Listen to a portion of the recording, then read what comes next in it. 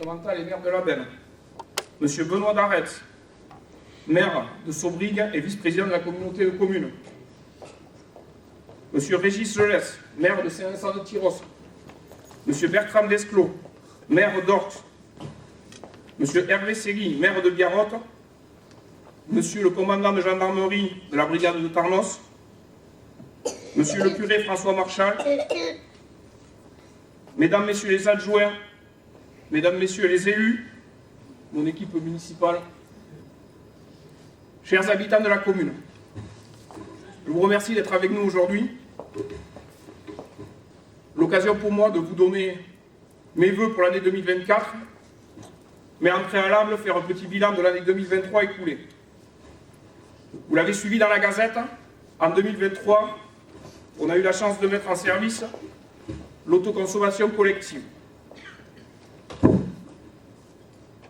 On a été la première commune des Laves à le faire. J'espère qu'il y en aura d'autres, parce qu'on a prouvé que ça fonctionne. Donc c'était le fait marquant pour nous à Saint-Martin-de-Vence.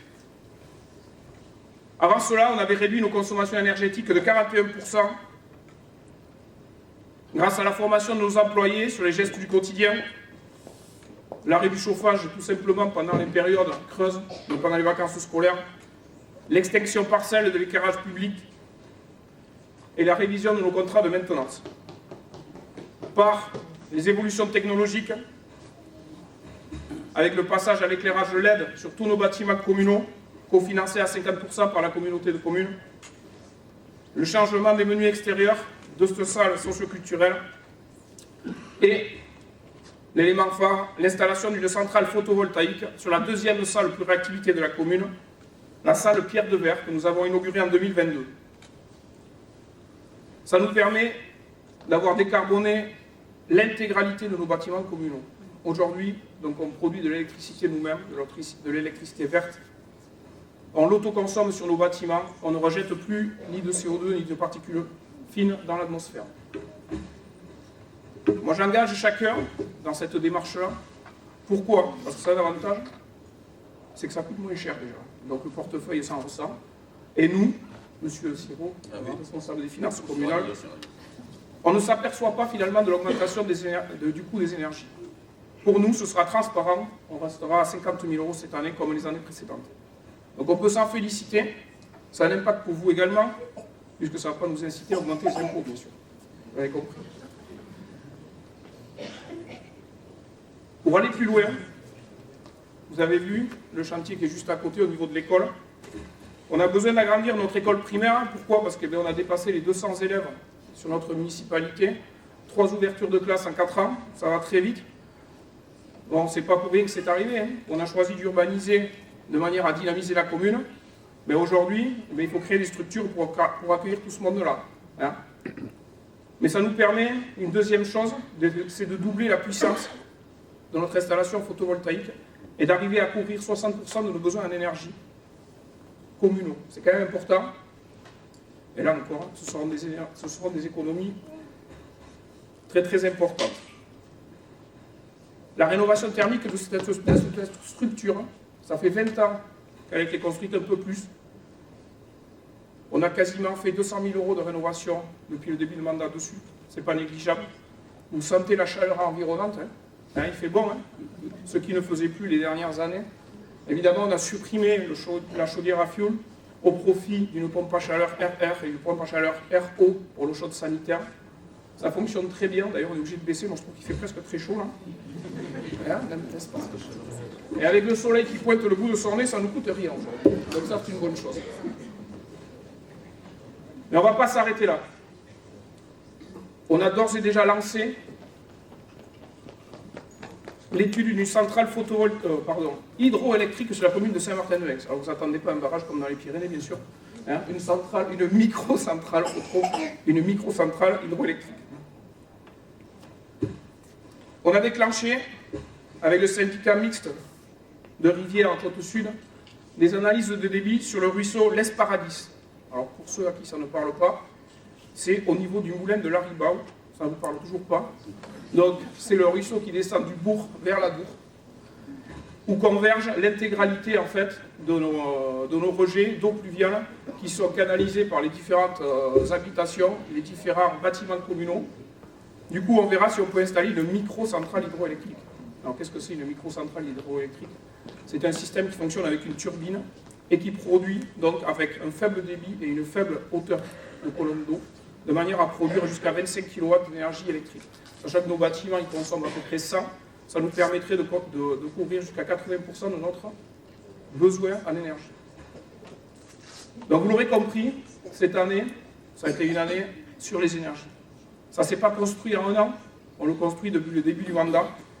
J'en profite pour me remercier Éric Braillen, investi fortement dans cette thématique-là, à la commune, et je le précise, à la communauté de communes. Voilà. Donc il prendra quelques fonctions supplémentaires, d'après ce que j'ai compris, dans les prochaines semaines, pour suppléer M. Pécaster, lorsqu'il sera absent, notamment dans l'installation des bornes de recharge des voitures électriques. Voilà. Tous ces efforts-là, ils ont bénéficié à tous les citoyens, mais surtout au milieu associatif. Donc ils sont bien représentés aujourd'hui, on en parlera tout à l'heure. Mais 2 salles au lieu d'une, ça permet d'offrir plus de besoins. Je me rappelle en 2020, en 2021, j'arbitrais dans mon bureau les plages horaires dédiées aux associations. Alors vous avez droit à 3 heures, vous avez droit à 4 heures, vous avez droit à 6 heures.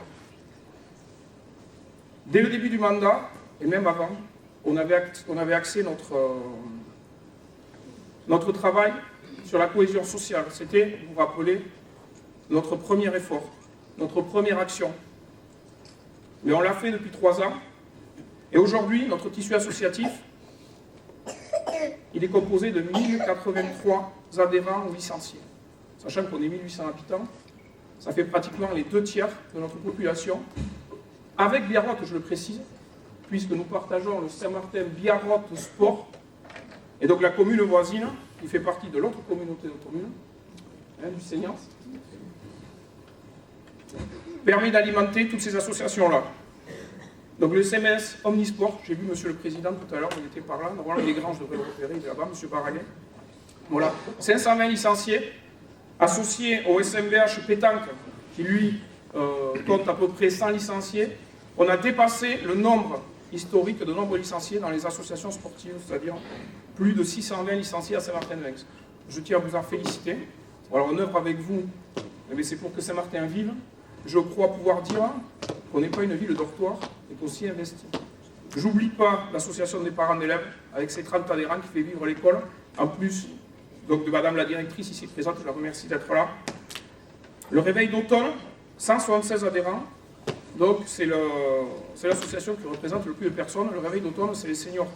Voilà, donc je pense qu'ils sont assidus aux réunions essentiellement festives, parce qu'on se restaure très bien pour y avoir participé moi aussi, et je les en remercie. La CCA, 124 adhérents, les anciens combattants, l'entraide Saint-Martinoise, les petits loustiques, la clique du réveil Biodo Saint-Martinois, partageons un instant, et le comité des fêtes, qui vient de renaître de ses centres avec un nouveau groupe et 23 adhérents. Ils sont là, je vois madame la secrétaire, madame la comptable, on ne dit pas comptable, le trésorier je crois, c'est ma fille, je suis désolé mais elle a du mal à me quitter.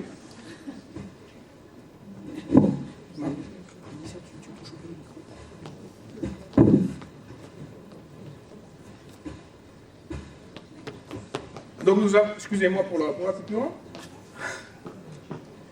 C'est ça quand on est jeune, des fois on est obligé de faire avec les enfants qui nous suivent de près. Notre tissu associatif, il est nombreux, mais il n'est pas que nombreux. Il est performant. Parce qu'à Saint-Martin-de-Vence, cette année, on compte une paire de championnes de France féminines à Palétagome trinquet national B. Donc elles sont allées gagner leur Graal à Baïgori, me semble, de mémoire. Nous aurons l'honneur tout à l'heure de vous remettre une petite distinction. Parce qu'elle est aussi adjointe au maire. Donc elle est sportive et adjointe au maire. C'est pas mal. Et nous avons été également champions des Landes première division féminine avec le SMBH Pétanque. Donc, et les 5 membres qui sont présentes, j'espère, voilà, recevront également une distinction honorifique tout à l'heure.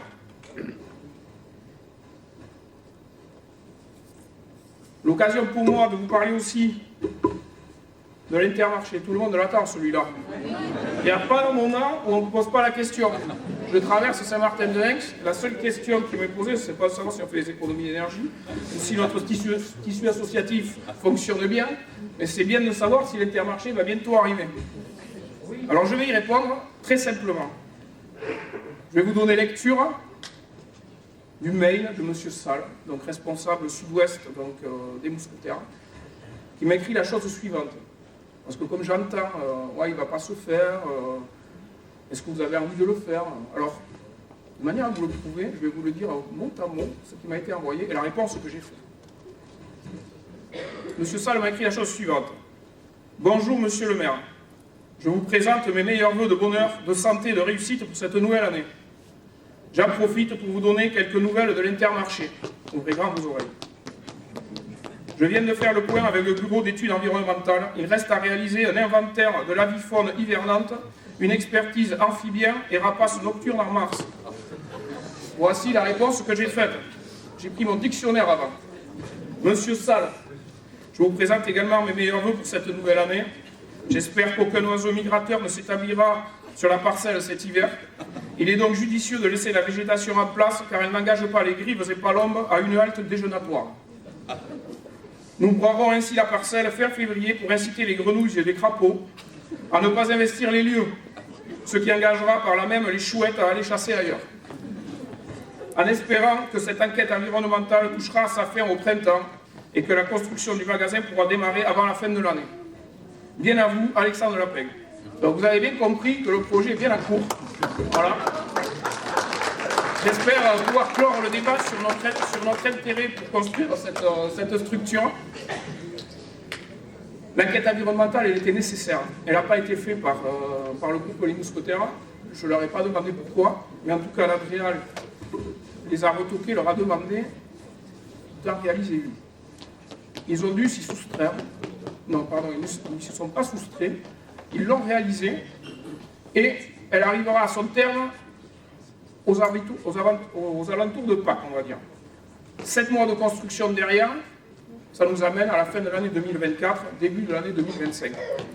Donc avant la fin du mandat, vous verrez un Intermarché construit à Saint-Martin-de-Aix. Et j'espère que vous en serez satisfaits. Mais pour l'instant, le projet suit son cours. J'espère que vous êtes rassurés. Puisqu'on parle de réalisation, je voudrais faire un petit point avec vous. En 2022, je l'ai dit tout à l'heure, nous avons construit la deuxième salle pluriactivité, la salle des fêtes, la salle Pierre de Verre. On y a installé dessus la centrale photovoltaïque. En 2023, on a migré à l'autoconsommation collective pour décarboner nos bâtiments communaux. En 2024, on va agrandir l'école. En 2025, on va construire un Intermarché. On a d'ores et déjà réalisé l'aménagement routier qui a coûté plus de 700 000 €. Vous le savez, cofinancé avec la communauté de communes à 50%. Et en 2026, et ça, c'est mes vœux pour 2024, on devrait pouvoir engager plus précisément le travail sur la résidence senior, sociale, inclusive, gérée par notre CCAS. Je voudrais en dire 2 mots. On a fait le choix de le gérer nous-mêmes. Pourquoi? Parce qu'une résidence de ce type-là, on la voulait dédiée à nos citoyens et non pas à tout un chacun. On ne voulait pas d'une résidence senior sociale où nous n'ayons aucun Saint-Martinois à l'intérieur. Donc c'est plus de travail, c'est plus de préparation, c'est un gros projet. Il est prévu pour arriver à son terme en 2026, mais le travail, il a démarré en 2020. Ce genre de réalisations sont très importantes pour nos anciens. D'ailleurs, vous avez eu la chance, ou pas, je pense que c'est une chance, d'être questionné sur le sujet. Madame Laetitia Gibaru, première adjointe ici présente, avec son CCAS, a questionné plus de... On a questionné 300 personnes. 300 seniors sur la commune. Donc ça veut dire que si on réalise ce projet-là, c'est parce qu'on sait qu'il faut le faire. Aujourd'hui, on en a la preuve, on a les résultats. Donc je nous engage, le conseil municipal, à continuer dans cette voie, Nous allons bien sûr solliciter les diverses instances pour nous accompagner au mieux, communauté de communes, départements, régions, et j'en oublie, j'imagine. En tout cas, messieurs, dames, j'espère que vous l'aurez compris, on s'investit énormément pour Saint-Martin-de-Lens. On va continuer jusqu'à la fin du mandat. Je tiens à vous souhaiter mes meilleurs vœux pour 2024. Et je vous dis à l'année prochaine, j'espère, pour une avancée de travaux encore efficace. Merci à vous.